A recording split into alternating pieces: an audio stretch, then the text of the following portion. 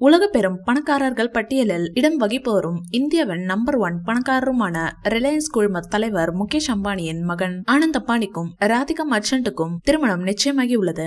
இவர்களது திருமணம் வரும் ஜூலை 12ஆம் தேதி நடைபெற உள்ளது. திருமணத்துக்கு முந்தைய கொண்டாட்டங்கள் குஜராத் மாநிலம் ஜாம் நகரில் கடந்த மார்ச் 1ஆம் தேதி தொடங்கி 3ஆம் தேதி வரை நடைபெற்றது.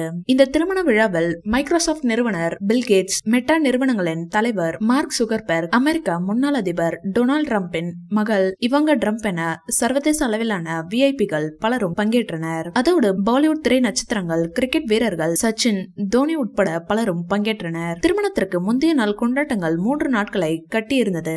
அம்பானி வீட்டு திருமணத்தில் பங்கேற்க நடிகர் ரஜினிகாந்த் தனது குடும்பத்தினருடன் நேற்று சென்றிருந்தார். ரஜினிகாந்த் சாதாரண டி-ஷர்ட் அணிந்து கொண்டு மிக எளிமையாக சென்றது அம்பானி வீட்டு திருமண நிகழ்வில் பெரும் கவனத்தை ஈர்த்தது.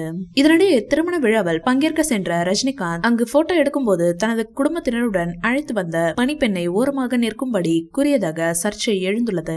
சமூக வலைதளங்களில் இது தொடர்பான வீடியோ வேகமாக பரவி வருகிறது.